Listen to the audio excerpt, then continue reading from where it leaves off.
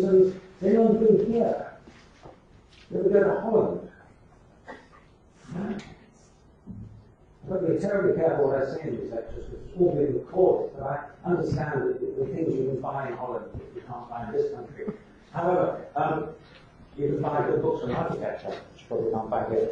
So go and have a look at this. It's a weird little house, stopping the end of a big long terrace.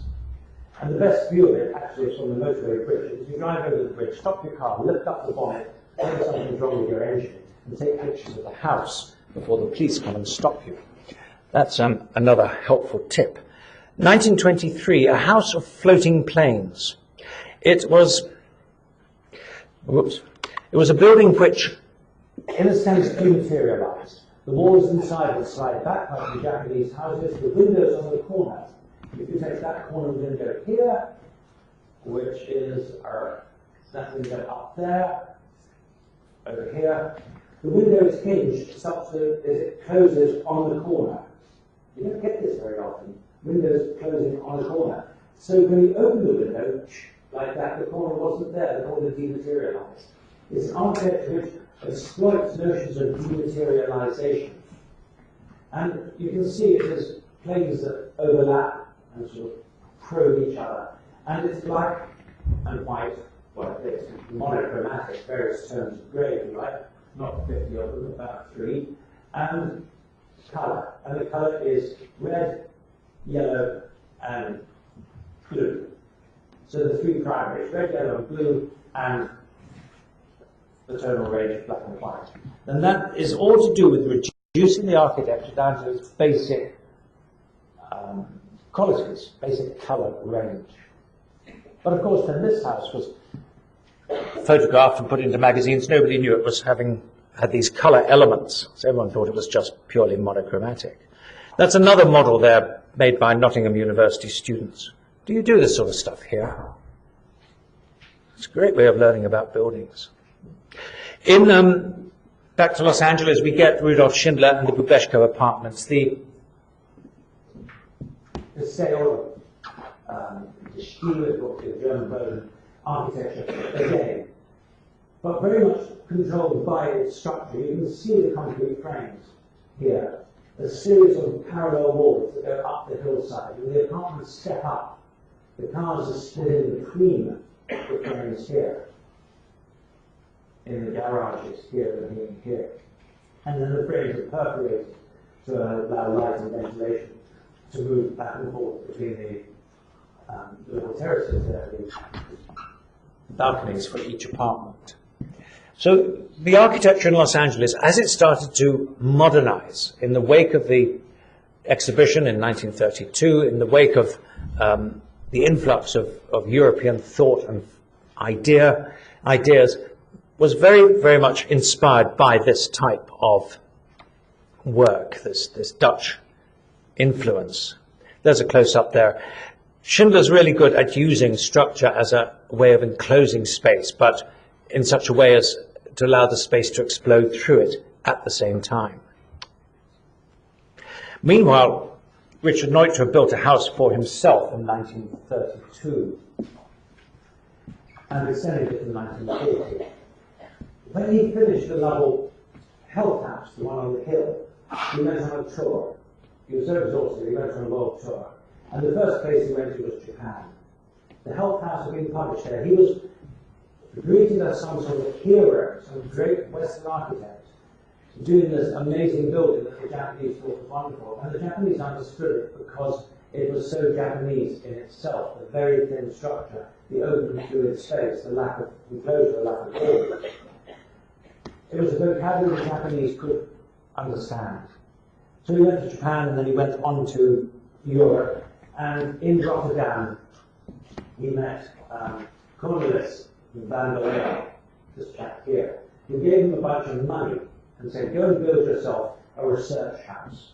So he built this house there on the corner of the road, on the edge of the road, overlooking this Silver Lake I mentioned earlier, the Silver Lake district of Los Angeles. Now, when I went to work in Los Angeles in 1985, I must have arrived on the Thursday or something. On the Saturday, teaching started on Monday. On Saturday, we had a staff meeting. So my first opportunity to meet my colleagues was in this house.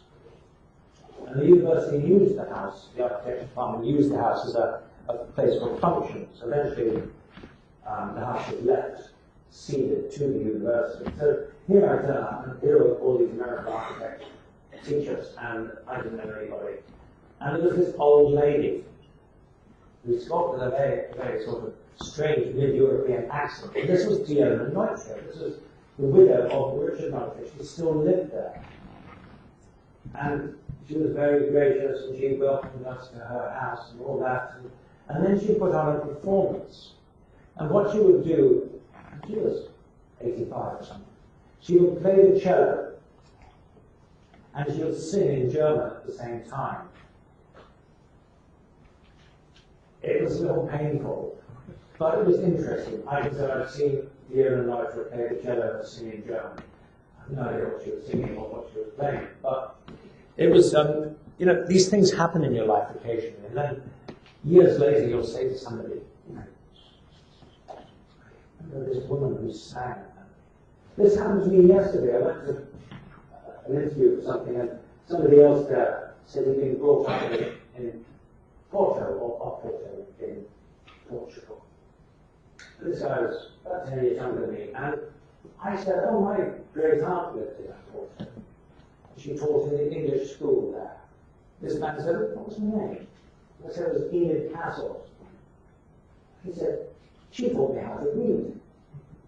The extraordinary thing happens, you meet somebody, and you know, my great aunt taught this guy how to read back in 1965. Life is full of these opportunities you don't expect.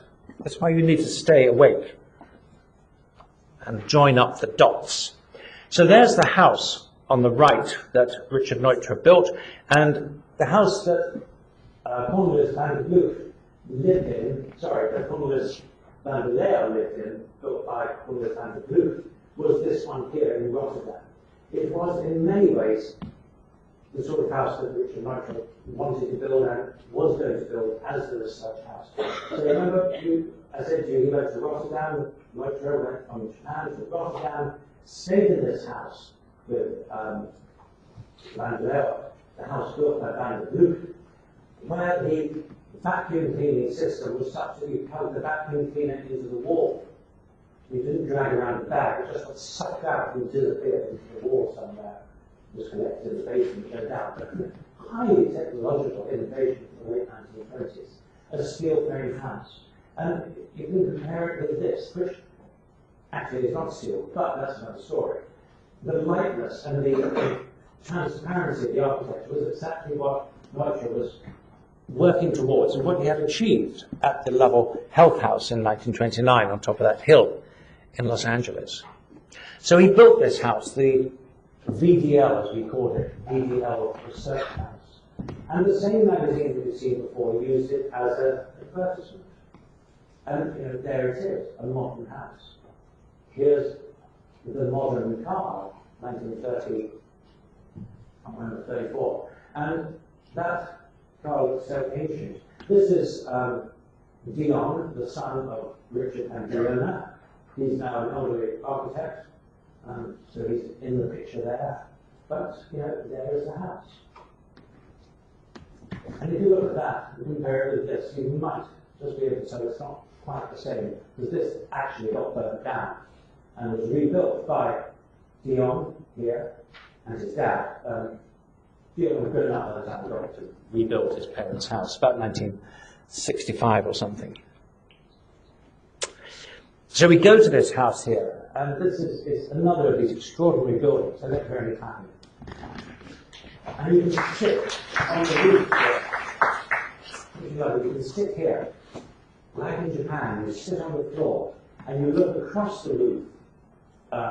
Here, that part of the roof is actually meant to be flooded with water. Got some wooden planks on it here, but flooded with water. And the water there reflects the light, and it picks up the lake, the Silver Lake that is over there by the curtains. So as you sit on the floor here and look out, all you see is water disappearing to the horizon. Some of it's on your roof, some of it's the lake beyond. The the Japanese quality there of the borrowed landscape is absolutely what that top story, that penthouse is about.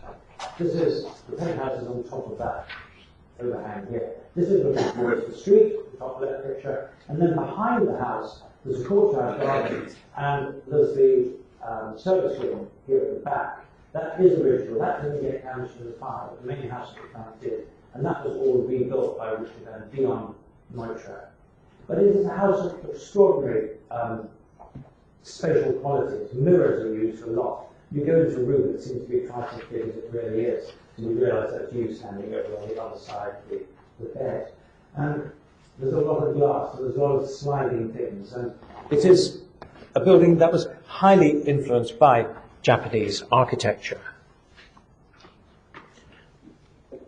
The main living room looking out, again with these big windows as we saw in the Lovell Health House.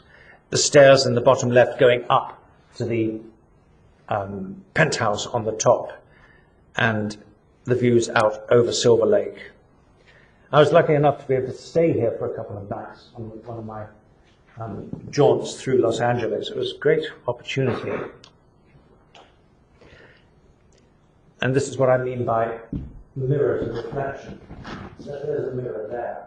So you think that's the bed, but actually the bed is just behind where I'm standing with the camera. And the distance between the shelf, which you can see here, and the bed is actually quite tight. And it is designed inside very much like a ship's cabin. Everything is slotted away. Everything is built in. The only thing that doesn't seem to be built in is the chair. And this is, again, the Japanese way of designing the space. You don't have furniture. You put everything into the structure. It is structure as storage space, if you like, or walls as storage space.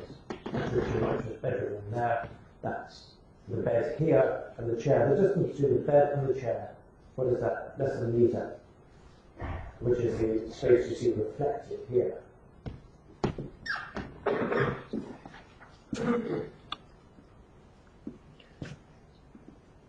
Stairs to the roof, courtyard at the back. I just show you these pictures, you get a sense of the building. And if you think it's confusing, it is, because it is all to do with volumes that interact with each other, that overlap, that steal space from one from the next.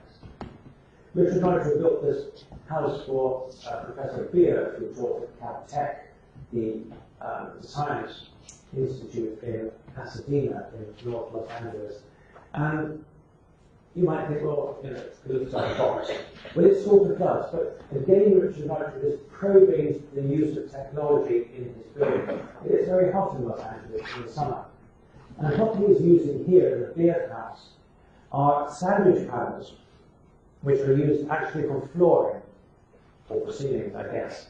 But you've got the lower and the upper layer of the sandwich with airspace between. And he takes these panels and he arranges them vertically so that when the sunlight hits the wall of the house, these metal panels, and it hits these metal walls, they warm up. And there's a vent at the top, and the warm air moves out, and the cold air is drawn in through a vent at the bottom. So you get a circulation of air, of thermal movement, and that has the effect of cooling the structure and thus cooling the space within. Again, it's the Sweets catalogue approach. It buying something off the shelf and making it into architecture. It's not craft work, it is industrial building. The great sliding doors straight out of the catalogue, you can see them there. Great sliding panels there. And the interior of the house, very much what one might expect of this time. Very simple, very modular, horizontal and vertical planes, muted colours.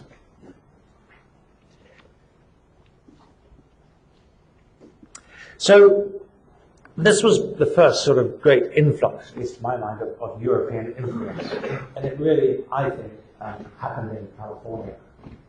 If you're coming from New York, you probably think this is completely wrong. But you know, I think California was an opportunity for European architects, particularly Neutra and Schindler, to demonstrate what they could do. Because the climate is so benign, you don't have to worry about snow load, unless you're building up in the hills for Dr. Lovell and then your house collapses. You don't have to worry about snow load, you don't have to worry about rain. Yes, it rains occasionally, but then it also disappears very quickly. Don't have to worry too much about insulation, although it can get very chilly. What you have to worry about are earthquakes. And what's the type of structure you use to avoid your building falling down if you're in an earthquake zone? Anyone know? What type of structure do you use? Not material, what type of structure? Come on, somebody hazard a guess. We've got Mr. Boston over here, this young lady who was being to guess out hasn't. Should have. What type of structure do you use in an earthquake zone? Don't you have earthquakes in China? Of course you do. And all your buildings fall down, as far as I heard, which is probably because you don't use a frame structure. You have to use a frame to avoid earthquakes. That's by far the best way to do it. You can possibly do it with completely solid, reinforced concrete walls, but that isn't always very good. You need frames, and when you build with a frame, you have the sense of openness, and you can move through the frame. The frame doesn't contain the architecture, it just supports the roof, like in a Japanese house, like in these houses I've been showing you. So frame architecture, which you use almost universally in California, gives you that opportunity to exploit these new ideas of space which were coming in from Europe in the 1920s.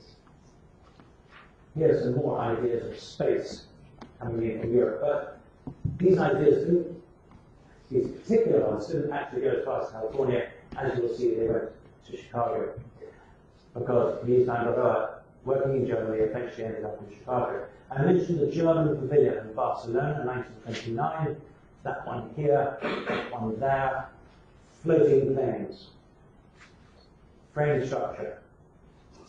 But this is a building that somebody turned out to be colour, and I thought it was black and white. So it has onyx-coloured walls, and orange and purpley grey. It's an extraordinary building, incredibly rich materials. And then a couple of years later, we got the Tugendhat House, which was on the cover of that exhibition catalogue. And that's the main living space up there. The bedrooms are on the level above, with gallery or terrace outside. And inside the main living space, just there, actually, you can just see it, is this curved rosewood wall, which encloses the dining space. It's a very open plan, as is the Barcelona Pavilion, but there's an onyx wall here, and there's an onyx wall in this interior, and there's that curved rosewood screen that served to identify zones or areas within the building where activities take place. You see the carpet there in the Barcelona Pavilion on the left. That defines the sitting area, not least because the chairs are there. If you go and take that chair and put it here on the travertine marble floor, you've destroyed the architectural intent. So Mies came from that background. He took over as head of the Bauhaus School after Hans Meyer, who had taken over after Walter Gropius. He was forced to close down the school by the Nazi government. They had to leave Dessau, the building this lady recognized. They had to leave Dessau, they had to go to Berlin, where they set up an old telephone exchange. He was told he had to close the school. He wasn't going to do that. And then he closed it of his own volition. In other words, he wasn't being forced to close it. He just said, well, we're going to close it, we're not deal with these people. And he left Germany and he went to America just before the Second World War. He got a job at the Illinois Institute of Technology, or then it was called the Armour Institute, and this was the first building he built there, the Alumni Hall. An alumnus is a former pupil who is male, an alumna is a former pupil who is female, an alumni is a former pupil who is a former. Alumni are former pupils, it's the plural of either male or female gender.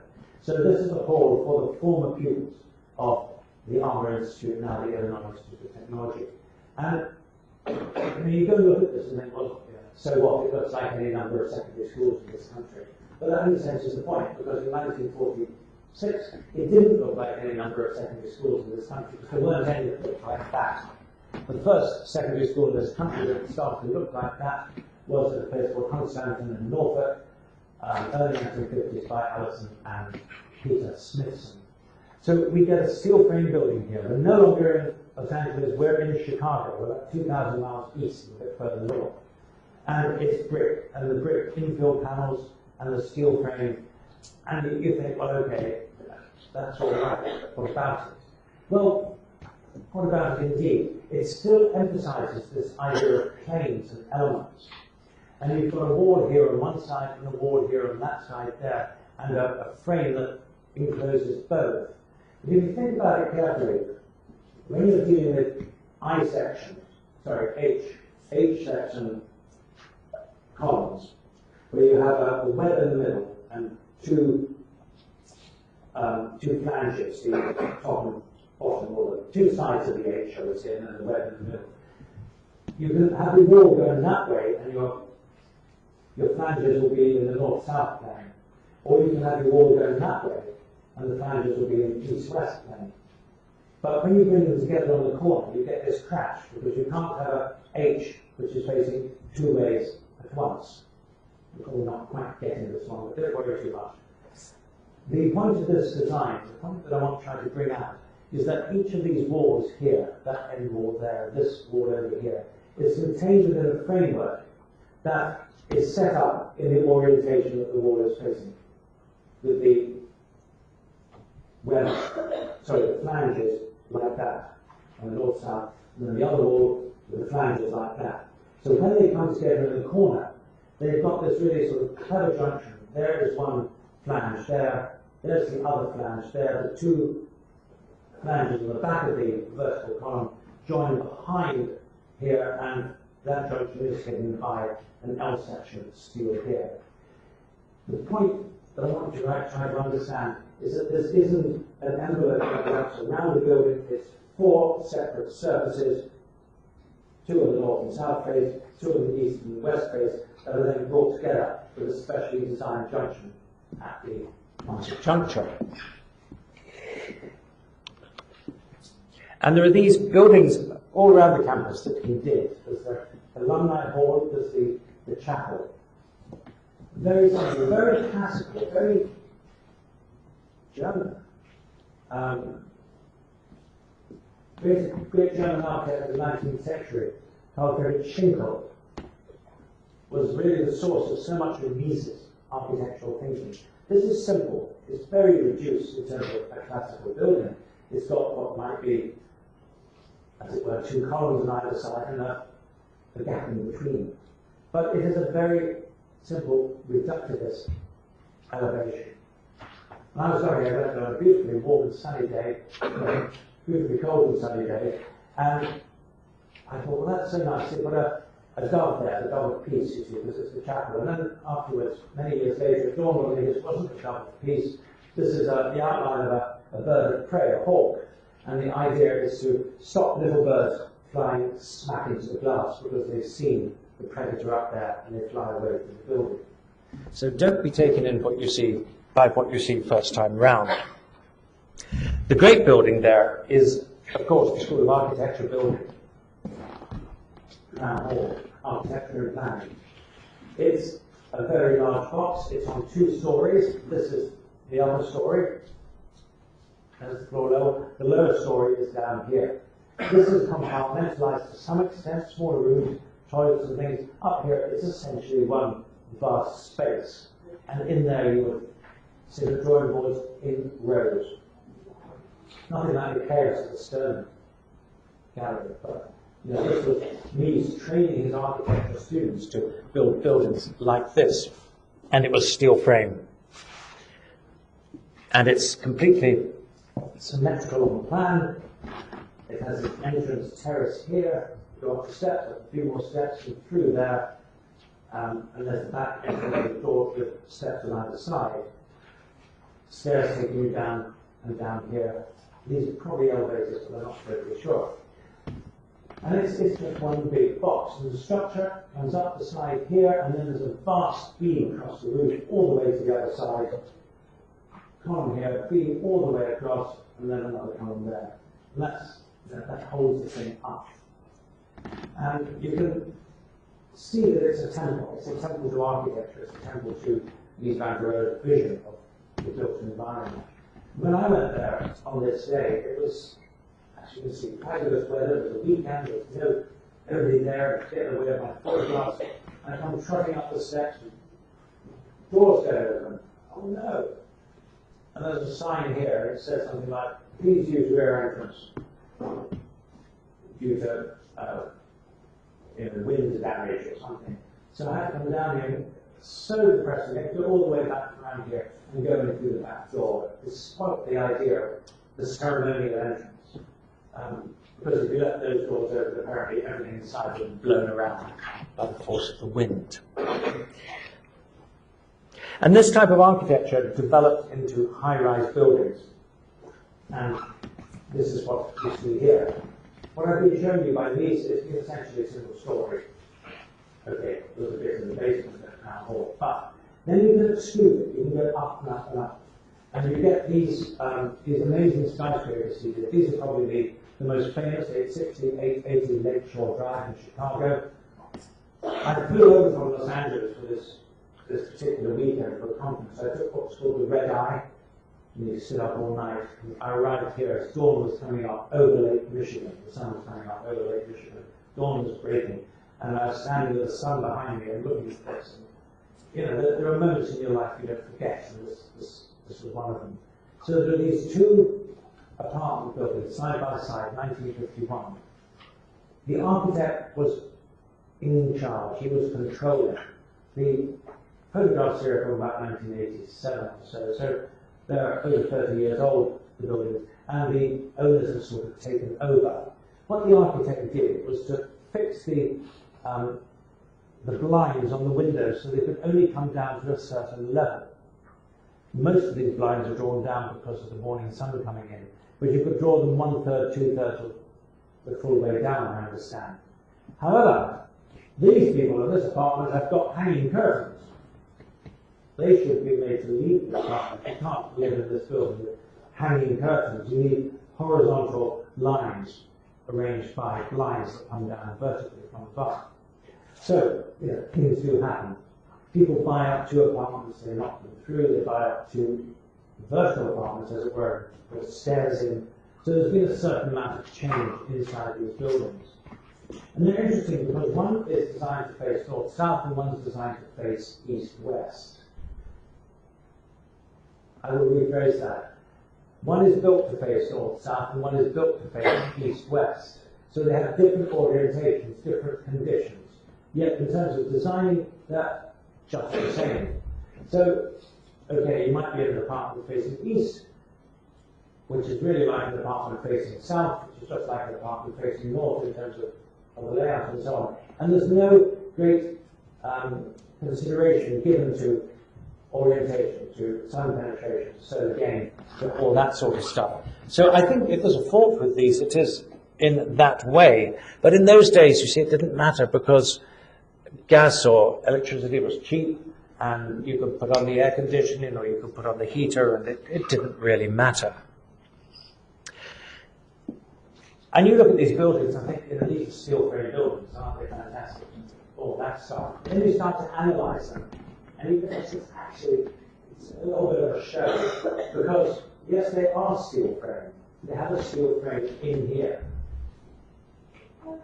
But you can't have a steel frame exposed like that with a multi-story building above, because if there's a fire, the steel will get hot and it will melt, and the building will fall down. So what do? How do you stop steel melting? In heat. How do you stop steel melting in heat? Have a look at these columns behind you if you want a clue. How do you stop steel melting in heat? Very quiet about this, aren't they? Can somebody venture an answer? You clad them, yes. You encase them in concrete. That's why you look at these things here. So you've got a steel column, or a steel frame building, and then you cover the whole thing in concrete. But wait a minute, I've got a steel building, so you wrap the steel the concrete column is steel. So it looks like a steel column again. Well, I don't know. That seems to be a little bit naughty. But to remind people then that it really is a steel building, you put these strips of steel on the outside. Can you see these high sections of steel all the way up there? What these are actually doing is bracing the elevations to stop the windows flying out. The sort of structural supports of the windows. They're nothing to do with the structure of the building itself. But you have this sort of language to play with, and now you have a building that looks like it's steel, but one layer down it turns out to be concrete, but another layer down it turns out to be steel after all. And these very slim eye sections here, you can just see the eye section bit here, have the effect of, when seen at an angle, of being visible, that they stand out from the facade. But when seen flat on here, you can't see them at all in the building behind, because they just become another vertical line in the elevation. Well, this is all very fine when you're doing a big high-rise building. What happens when you do a very simple house for a single lady? Question. How long have you been waiting there? You should say, hello, I'm here. Hello. What's the difference between I and the HB? I can't hear you. Do you want to use my microphone?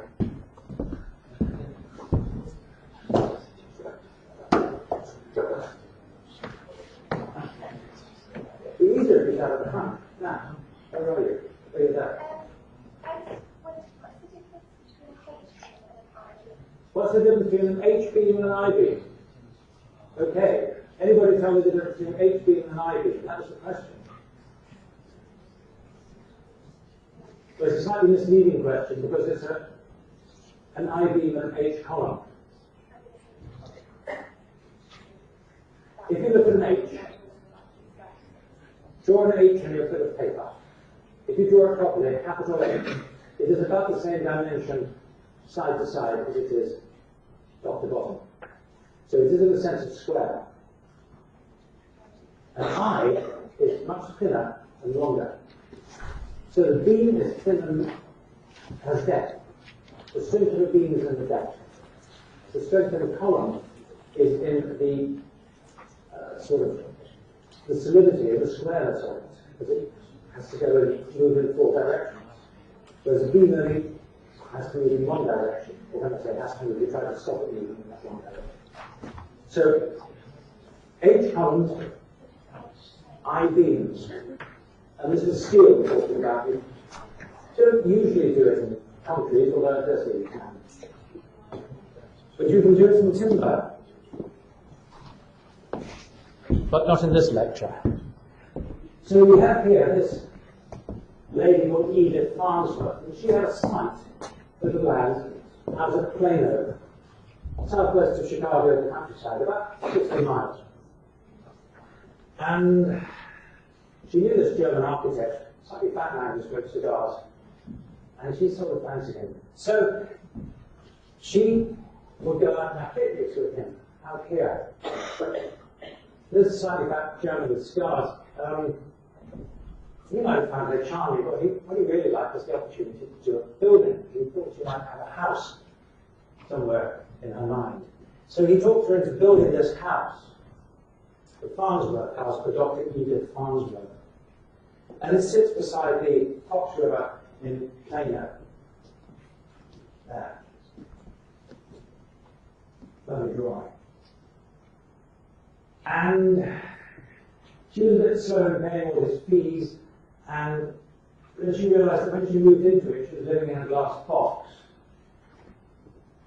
This is quite high, this is the ground floor here. It's about my nose level. And busloads of people will come and look at the building, and they come up and they stand peering through the window. And she couldn't get out of bed. You know, row of faces looking at her lying in bed, waiting for her to get out of bed. It was incredibly disconcerting. She got very upset and wasn't going to pay him any more money because he built her an impossible house that was far too hot, far too cold, and full of flies. So she wrapped gauze around that end to stop the flies coming in. They had a big falling out. they sued each other. I can't remember what happened in the end, but anyway, that was the end of their relationship. Safe to put it like that. So the Farnsworth House was is I suppose, the apotheosis of this idea of a steel house reduced to the minimum. And it is a steel house that could almost be made in marble. The steel is such fine quality. There's Mies here, with his cigar, you can't see it, and there's the frame under construction. There's Edith Farnsworth here, that's Farnsworth dog, I don't know who that is, and there's the house similarly under construction. And you can see what it is. There's a roof, it's a floating platform, and it's 8 columns. And that's it. It is reduced and reduced and reduced.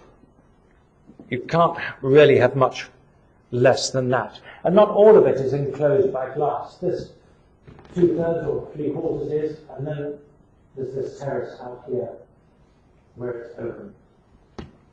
They're totally worried about this building now because the river floods, the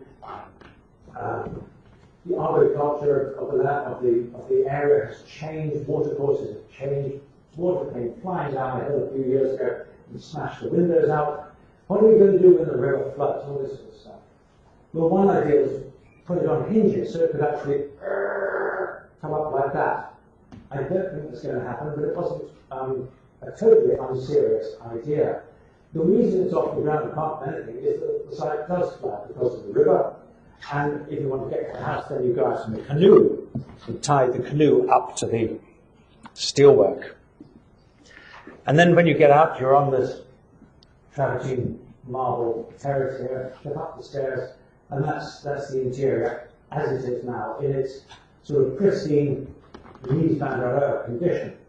However, Edith Farnsworth didn't care for that too much. She wanted a place where she could live. And I'll show you here on the right.